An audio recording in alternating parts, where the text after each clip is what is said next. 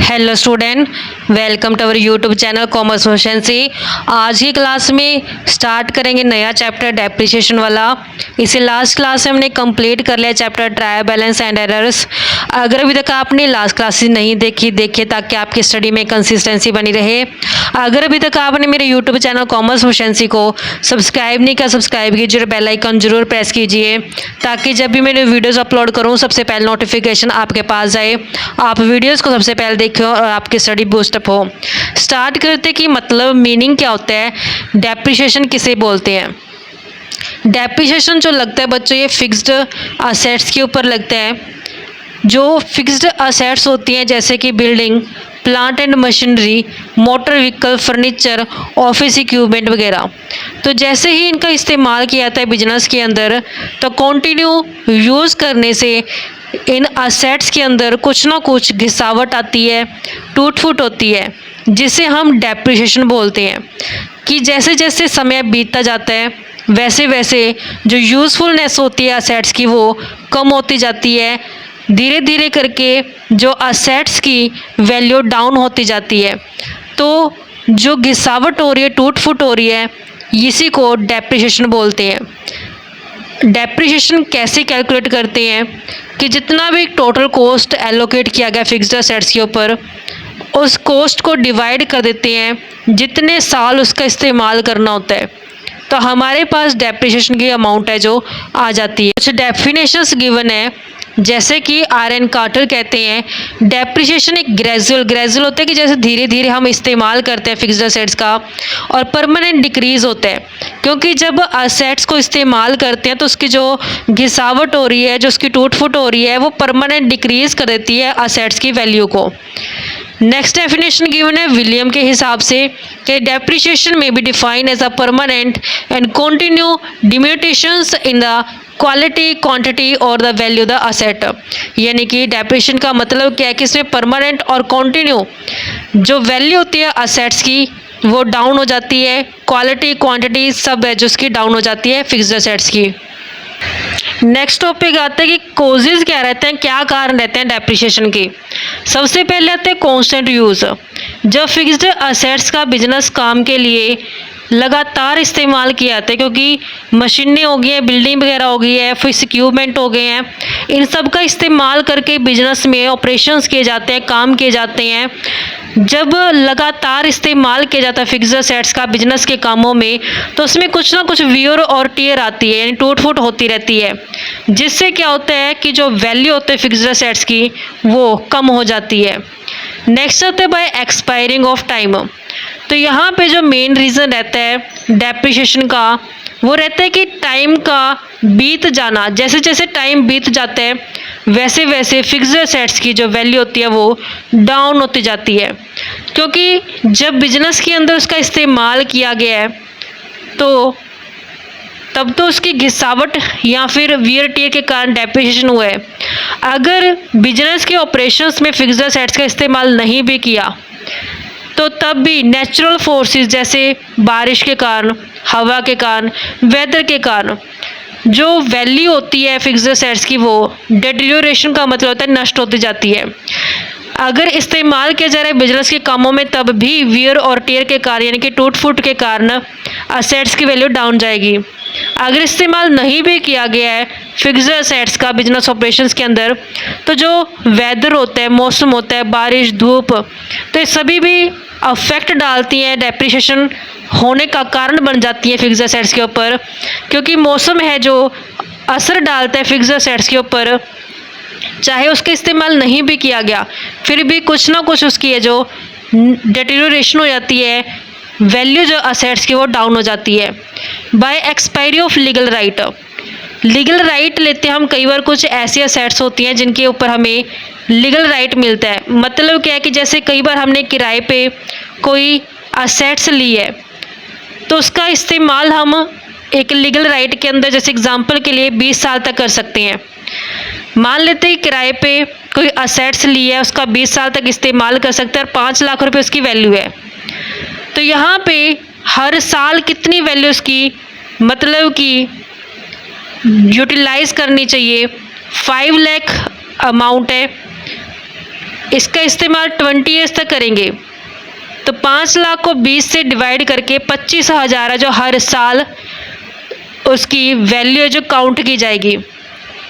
अगर मान लेते कि फर्स्ट ईयर में इस फिक्स्ड एसेट्स का जो लीज पे ली थी इस्तेमाल नहीं किया, तब भी जो 25,000 है ये रिड्यूस हो चुकी है वैल्यू जब हम कंसीडर करेंगे इसकी फिक्स्ड एसेट्स की वैल्यू को।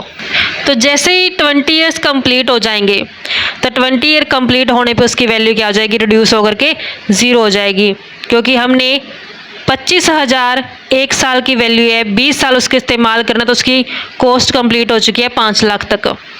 नेक्स्ट आते हैं बाय ऑब्सोलेंस। ऑब्सोलेंस आती है जब टेक्निक नई आ जाती है, नई टेक्निक के आने से जो पुरानी टेक्निक की फिक्स्ड एसेट्स होती हैं वो इस्तेमाल करने के काबिल नहीं रहती, जिस कारण से जो वैल्यू होती है फिक्स्ड एसेट्स की वो ख़त्म हो जाती है, क्योंकि टेक्नोलॉजी के अंदर नए नए इन्वेंशंस आते रहते हैं, नए नए चेंजेस आते रहते हैं। तो जैसे नया टेक्नोलॉजी आया तो पुरानी टेक्नोलॉजी के जो असेट्स हैं वो वैल्यूलेस हो जाती हैं। बाय एक्सीडेंट, एक्सीडेंट का मतलब क्या होता है कि कई बार फायर हो जाता है, अर्थक्वेक हो जाता है या फ्लड आ जाता है, जिस कारण से जो फिक्स्ड एसेट्स होते हैं वो डैमेज हो जाते हैं, डिस्ट्रॉय हो जाती है, नष्ट हो जाती है, और जो वैल्यू होती है फिक्स्ड एसेट्स की वो डाउन हो जाती है। बाय डिप्लीशन, डिप्लीशन का मतलब होता है ये लागू होता है वास्टिंग एसेट्स के ऊपर।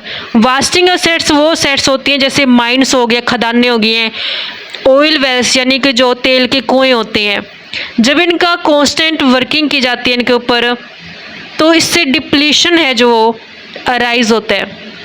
जो डिप्लीशन लागू होता है ये वास्टिंग असेट्स के ऊपर होता है कि जैसे जैसे माइंस खदानों से हम निकालते जाएंगे कोयला, जो तेल के कुएँ होते हैं उनसे तेल निकालते जाएंगे, वैसे वैसे कांस्टेंट वर्किंग करने से उनकी जो वैल्यू होती है वो डिक्रीज होती जाती है, इसी को डिप्लीशन बोलते हैं। नेक्स्ट पॉइंट आते हैं by permanent fall in market price. जो फ्लक्चुएशंस होती है मार्केट वैल्यू फिक्स्ड एसेट्स के अंदर आती रहती हैं, टाइम टू टाइम जो मार्केट प्राइस होता है फिक्स्ड एसेट्स का वो चेंज होते रहते हैं, लेकिन हम बुक्स ऑफ अकाउंट्स के अंदर हिस्टोरिकल कॉस्ट बेस पे अकाउंट्स प्रिपेयर करते हैं, जिसमें हम फिक्स्ड एसेट्स की जो कॉस्ट वैल्यू होती है उसी को लेके चलते हैं, हम मार्केट वैल्यू को कंसीडर नहीं करते। तो इसका रिजल्ट क्या होता है कि जो वैल्यू होती है कुछ फिक्स्ड एसेट्स की इतनी कम हो जाती है जिसे डेप्रिसिएशन बोलते हैं कि वो परमानेंट ही कम हो जाती है इन्वेस्टमेंट, क्योंकि जब फिक्स्ड एसेट्स की वैल्यू डाउन हुई उसे हमने डेप्रिसिएशन ट्रीट कर दिया।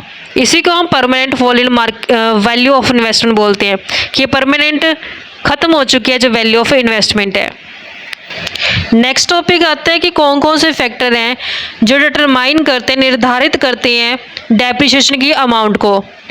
ये एक्चुअल में जानना बड़ा मुश्किल होता है कि एक्चुअल में कितना डेप्रिसिएशन लगा है, एग्जैक्ट अमाउंट डेप्रिसिएशन की कभी भी हमें पता नहीं लग पाती, लेकिन कुछ फैक्टर्स ऐसे होते हैं जो हम कवर करेंगे, इनको ध्यान में रख के हम एस्टिमेट करते हैं कि इतना डेप्रिसिएशन है जो लग जाएगा। जैसे कि total cost of the assets, जब हम फिक्स्ड असेट्स की कॉस्ट को कैलकुलेट करते हैं तो उसमें हम ऐड कर देते हैं जितने भी खर्चे किए जाते हैं असेट्स को लाने के ऊपर और उसको यूज़ करने की कंडीशन में तैयार करने तक, जैसे फ्रेट हो गया, ट्रांजिट इंश्योरेंस हो गया, इंस्टॉलेशन कॉस्ट होगी, ये सारे के सारे खर्चे हैं जो फिक्स्ड असेट्स के अंदर इंक्लूड किए जाते हैं जब हमें टोटल कॉस्ट कैलकुलेट करनी होती है असेट्स की। नेक्स्ट आते हैं estimated useful life of assets. इसका मतलब होता है कि हम ये कंसीडर करके देखते हैं कि बढ़िया तरीके से फिक्स्ड असेट्स का इस्तेमाल हम बिजनेस के कामों में कितने सालों तक कर सकते हैं। यूजफुल लाइफ के असेट्स की उसको हम नंबर ऑफ ईयर्स की टर्म्स में मेज़र करके चलते हैं, एस्टिमेशन लगा के चलते हैं कि इतने सालों तक हम बढ़िया तरीके से फिक्स्ड असेट्स का इस्तेमाल कर पाएंगे। जैसे एग्जांपल के तौर पे एक मशीन लेके आए हैं नई बिजनेस के कामों के लिए, तो एस्टिमेशन किया कि उसका 25 साल तक इस्तेमाल कर सकते हैं, लेकिन हुआ क्या कि 15 साल के बाद ही नई टेक्नोलॉजी आ गई है। तो जबकि हमने तो एस्टिमेशन लगाया कि 25 साल तक इसका आसानी से हम बढ़िया तरीके से इस्तेमाल करेंगे फिक्स्ड असेट्स का, जबकि 15 साल के बाद ही टेक्नोलॉजी चेंज हो चुकी है। तो इस मशीन की जो हम यूज़फुल लाइफ कंसीडर करेंगे वो 15 साल ही करेंगे, ना कि अब 25 साल। नेक्स्ट आते हैं एस्टिमेटेड स्क्रैप वैल्यू। स्क्रैप होता है कि जैसे जब हम फिक्स्ड एसेट्स का लगातार इस्तेमाल करते हैं तो 10 या 20, 25, 30 जितने भी साल उसका इस्तेमाल किया तो लास्ट में वो कबाड़ में बेच देते हैं। तो जो कबाड़ में बेचना वैल्यू क्या कहलाती है, वो स्क्रैप वैल्यू कहलाती है। यानी कि जो कबाड़ वाली वैल्यू है वो कितनी हमें लास्ट में मिल सकते हैं, उसका एस्टिमेशन कैसे कैलकुलेट करते हैं। जैसे एग्जांपल के लिए एक मशीन खरीदी है 60,000 में, 4,000 उसके ऊपर फ्रेट का खर्चा आ गया, 1,000 रुपये उसको इंस्टॉल करने के ऊपर आ गए। तो जो इसका इस्तेमाल कर सकते हैं हम 10 साल तक कर सकते हैं। तो यहाँ पे इसकी स्क्रैप वैल्यू हम लेते हैं कि 8,000 में है, जो बिक जाएगी लास्ट में जब हमने इसका 10 साल इस्तेमाल कर लिया। और उसके बाद हमें लगता है कि 8,000 रुपये में कबाड़ में बेच देंगे लास्ट में। तो अब इसकी डेप्रिसिएशन कैसे कैलकुलेट करेंगे। 60,000 की खरीदी थी, 4,000 उसके ऊपर फ्रेट खर्चा हो गया, प्लस 1,000 रुपये उसके इंस्टॉलेशन के ऊपर हो गए। तो ये हमारे पास क्या आ गई, टोटल कॉस्ट ऑफ असेट्स आ गई। इसके बाद हम माइनस कर देते हैं कि 8,000 तो लास्ट में जब बेचेंगे इसका कबाड़ तो भी मिल जाएगा, तो ये माइनस कर दिया 8,000। तो अब इसको 57,000 है जो कंसीडर किया जाएगा। अब इसका इस्तेमाल कितने सालों तक कर सकते हैं, तो यहाँ पे एस्टिमेट कर ले कि 10 सालों तक इसका इस्तेमाल बढ़िया तरीके से हो जाएगा। तो यहाँ पे जो इसकी अमाउंट बनती है 57,000 डिवाइड करेंगे 10 से, तो हमारे पास डेप्रिसिएशन पता चल गया कि हर साल हमें 5700 है जो डेप्रिसिएशन चार्ज करना पड़ेगा इस फिक्स्ड एसेट्स के ऊपर। इस तरीके से बच्चों हमारे पास एक कंसेप्ट बनता था। आई होप क्या क्लियर हो गया होगा। नेक्स्ट क्लास में इसके प्रैक्टिकल स्टार्ट करेंगे, मेथड क्या है इसके डेप्रिसिएशन एलोकेट करने की विद प्रैक्टिकल कवर करेंगे। ऐसी रेगुलर क्लासेस के लिए आप मेरे यूट्यूब चैनल कॉमर्स एफिशिएंसी को सब्सक्राइब, लाइक और शेयर करें। बेल आइकन जरूर प्रेस करें ताकि जब भी मैं न्यू वीडियोस अपलोड करूं सबसे पहले नोटिफिकेशन आपके पास जाए, आप वीडियोस को सबसे पहले देखकर आपकी स्टडी बूस्ट अप हो।